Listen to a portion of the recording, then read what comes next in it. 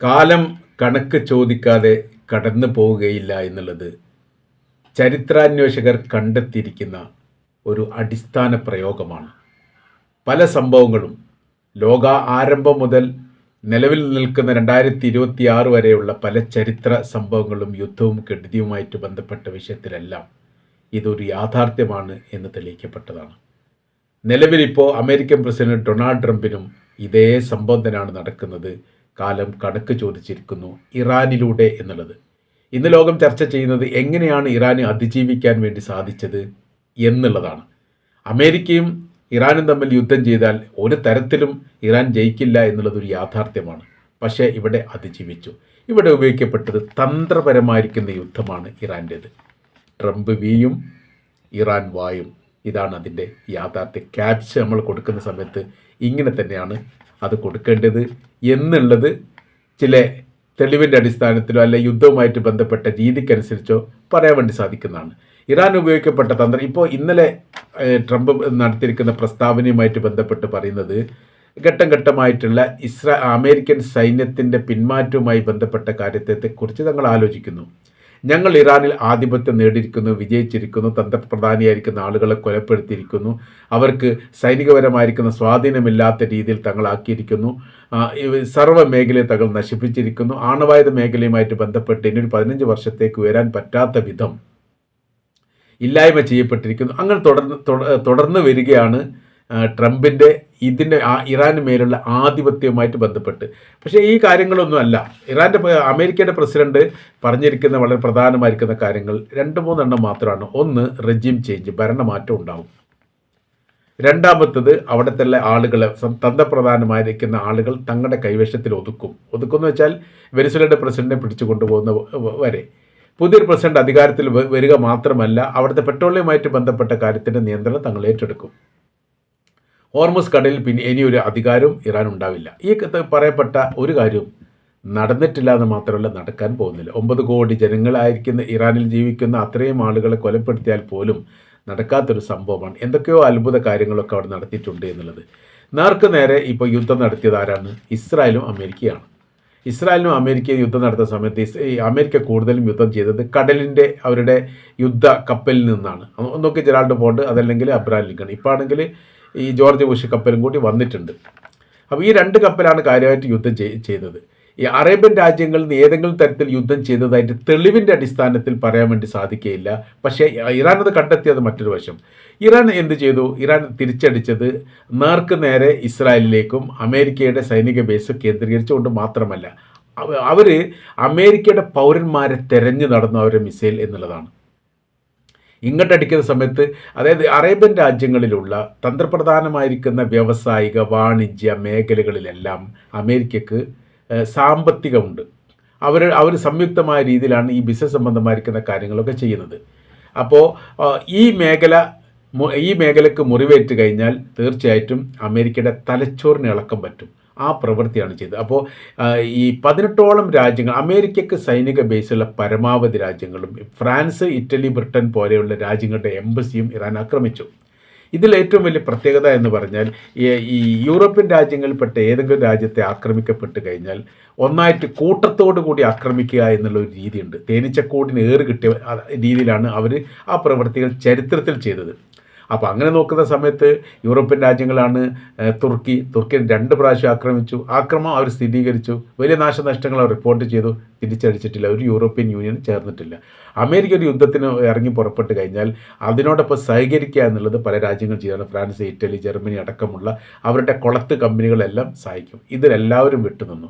Hormuz കടലെടുക്കുമായിട്ട് ബന്ധപ്പെട്ട് അതിൻ്റെ പൂർണ്ണമായിരിക്കുന്ന സംരക്ഷണത്തിന് വേണ്ടിയിട്ട് നിങ്ങൾ ഞങ്ങളെ സഹായിക്കണം, പല ഘട്ടത്തിൽ ഞങ്ങൾ നിങ്ങളെ സഹായിച്ചിട്ടുണ്ട്, ഇപ്പോൾ ഞങ്ങളുടെ സഹായം കിട്ടേണ്ട ആവശ്യമാണ് എന്ന് കേണ് കാല് പിടിച്ച് അമേരിക്കയുടെ പ്രസിഡന്റ് പറഞ്ഞിട്ട് പോലും ഞങ്ങൾ ഇറാനെ ശത്രുവാക്കാനില്ല, ഇറാൻ്റെ കൈവശത്തിലുള്ള മാരകമായിരിക്കുന്ന ആയുധങ്ങളുടെ പ്രഹരത്തെക്കുറിച്ച് ഞങ്ങൾക്ക് ഇപ്പോഴാണ് അറിവ് കിട്ടിയത്.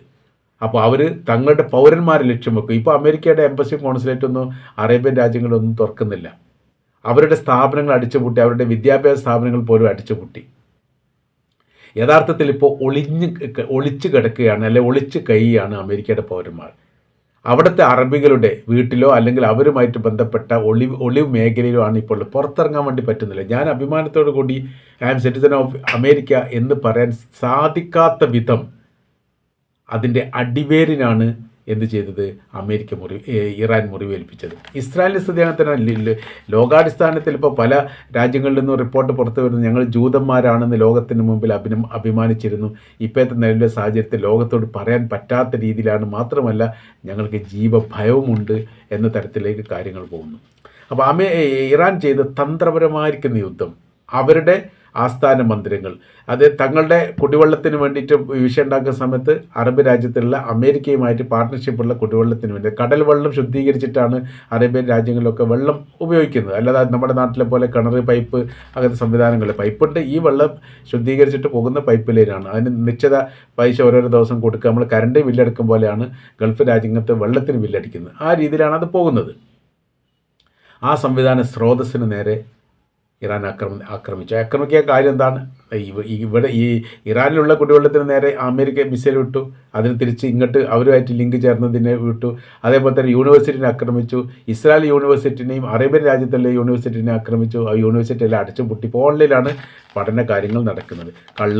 കള്ളത്തരങ്ങളും പൊള്ളയും ചതിയും വഞ്ചനയും അല്ലാതെ ഒരു രാജ്യത്തിൻ്റെ പ്രസിഡന്റ് കോട്ടും ടൈയൊക്കെ ഇട്ട് വലിയ അന്തസ്സോട് കൂടിയിട്ട് ഒരു പത്രസമ്മേളനം നടത്തുമ്പോൾ അല്ലെങ്കിൽ ജനങ്ങളുമായിട്ട് സംഭവം ചെയ്യുന്ന സമയത്ത് അയാൾ പ്രയോഗിക്കുന്ന വാക്കുകൾ എല്ലാം കള്ളത്തരായിരിക്കും, അല്ലെങ്കിൽ പൊള്ളത്തരായിരിക്കും, അല്ലെങ്കിൽ ഇല്ലാത്തതായിരിക്കും, ചെയ്യാത്ത കാര്യങ്ങളായിരിക്കും. അത് മാത്രമേ പറയൂ.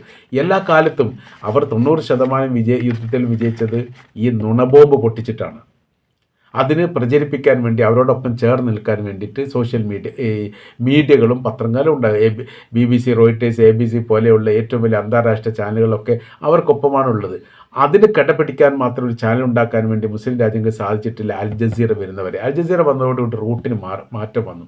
അതോടുകൂടിയാണ് ഗസ വിഷയങ്ങളും പാലസ്തീൻ്റെ പ്രശ്നങ്ങളൊക്കെ ലോകം അറിയപ്പെടാൻ തുടങ്ങി. 2023 ഒക്ടോബർ 7 ഹമാസിൻ്റെ ആക്രമണവുമായിട്ട് ബന്ധപ്പെട്ട് ശ്രദ്ധേയമായിരിക്കുന്ന റിപ്പോർട്ടുകൾ ഉണ്ടായത് മുഴുവൻ അൽ ജസീറയിൽ നിന്നാണ്. അപ്പോൾ BBC, റോയിട്ടേഴ്സും വരുന്ന സമയത്ത് അത് തന്നെ വിശ്വാസത്തിലെടുക്കുന്നതിന് പകരമായ രീതിയിൽ അൽ ജസീറ എന്ത് പറയുന്നുണ്ട് എന്നുകൂടി പരിശോധിക്കുന്നിടത്തേക്ക് കാര്യങ്ങൾ പോയതാണ് ഇപ്പോൾ ലോകത്ത് ഈ മാറ്റങ്ങളൊക്കെ ഉണ്ടാവാൻ കാരണം എന്നുള്ളത്. ഒന്നിൽ നിന്ന് വലിയ ഒന്നിലേക്ക് ജയിച്ച് കയറുക എന്നുള്ള ഒരു പ്രയോഗം സാധാരണഗതിയിൽ ചില സ്കൂളിലും മദ്രസയിലൊക്കെ ഉണ്ടാവും. അപ്പോൾ കുട്ടികൾ ആണെങ്കിൽ പഠിക്കില്ല.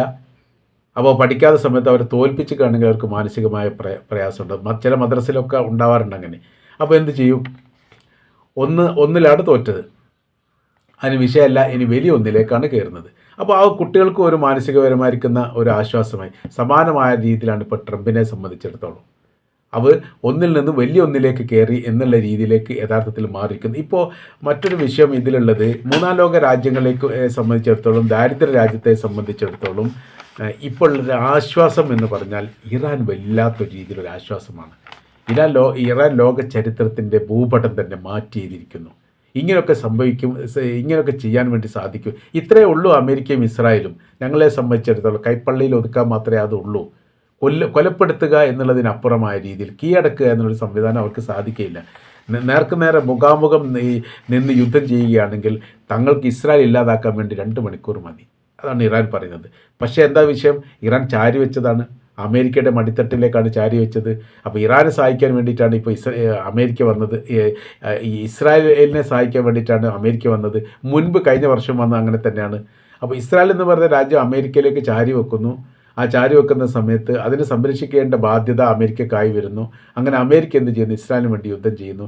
ഇറാനാണെങ്കിൽ 2 രാജ്യത്തെ തത്തുല്യമായ രീതിയിൽ അവരെ പിന്തുണയ്ക്കുന്നവരെ ആക്രമിക്കുന്നു. അപ്പോൾ അവരുടെ സായുധപരമായിരിക്കുന്ന ശക്തി, അവരുടെ മിസൈലിൻ്റെ തീവ്രത, അതിൻ്റെ കാഠിന്യം ലോകത്തെ തന്നെ ഞെട്ടിപ്പിച്ചിരിക്കുന്നു എന്നുള്ളതാണ്. വികേന്ദ്രീകൃത സൈനിക സംവിധാനം ഒരുക്കിയാണ് ഇറാൻ ഇതിനെ പ്രതികരിച്ചത്. അതൊരു വലിയ പ്രത്യേകത തന്നെയാണ്. ഒരു ഭരണ സംവിധാനമോ അതിന് നേതൃത്വമുള്ള ആളുകളോ വീണ് കഴിഞ്ഞാൽ തൊട്ടടുത്ത ആൾ ഓട്ടോമാറ്റിക്കായിട്ട് അധികാരത്തിലേറുന്ന രീതിയിലുള്ള സംവിധാനമാണ് വികേന്ദ്രീകൃത സൈനിക സംവിധാനം. ഇതാണ് അവിടെ 4-5 തലമുറ പോലും അങ്ങനെ ഉണ്ടാക്കപ്പെട്ടില്ല. ആയത്തുള്ള അലി ഖംനൈ മരണപ്പെട്ട സമയത്ത് മകൻ അധികാരി, ഇനി അവിടുത്തെ പ്രതിരോധ മന്ത്രി മരണപ്പെട്ട സമയത്ത് അടുത്ത ആൾ പ്രതിരോധ മന്ത്രി, സൈനിക കമാൻഡർ മരണപ്പെട്ടപ്പോൾ അടുത്ത സൈനിക കമാൻഡർ, ഇങ്ങനെ ചേഞ്ചാക്കിയിട്ട് ഒരാൾ വീഴുന്ന സമയത്ത് അടുത്ത ആൾ ഉയർന്നേൽക്കുന്ന രീതിയിലുള്ള സംവിധാനം ഒരുക്കിയപ്പോൾ യഥാർത്ഥത്തിൽ പതറിപ്പോയത് അമേരിക്കയാണ്. അതല്ലാത്ത രീതിയിൽ എല്ലാ നേതൃത്വ നിരകളെയും ഏതെങ്കിലും ഒരു രാജ്യത്തിൻ്റെ ഒരു നേതാവിനെ കൊലപ്പെടുത്തുന്ന സമയത്ത് ആ രാജ്യം വീണുടയുക എന്നുള്ളത് സ്വാഭാവികമാണ്. സദാം ഹുസൈൻ്റെ കാലത്തൊക്കെ നമ്മൾ കണ്ടതാണ്, ലിബിയ നമ്മൾ കണ്ടതാണ്, സുഡാൻ കണ്ടതാണ്, സിറിയ കണ്ടതാണ്, ഈജിപ്ത് കണ്ടതാണ്. ഒരുപാട് രാജ്യങ്ങളിൽ നേതൃത്വത്തെ തലവെട്ടുക, അതോടുകൂടി രാജ്യം വീഴും. ഇവിടെ നേതൃത്വത്തിന് അപ്പുറമുള്ളൊരു നേതാവാണ് ആയത്തുള്ള അലി ഖംനായി എന്ന് പറഞ്ഞത്. അത് ഇറാൻ്റെ മാത്രം നേതാവല്ല, ലോകാടിസ്ഥാനത്തിലുള്ള ഷിയാക്കളുടെ ആത്മീയ നേതാവാണ്. അദ്ദേഹത്തെ കൊലപ്പെടുത്തി ഒരു സംഭവം ഉണ്ടായിട്ടില്ല. യുദ്ധം കഠിനമായി, രാജ്യം വീഴുന്നതിന് പകരം യുദ്ധം കഠിനമായി എന്നുള്ളത്.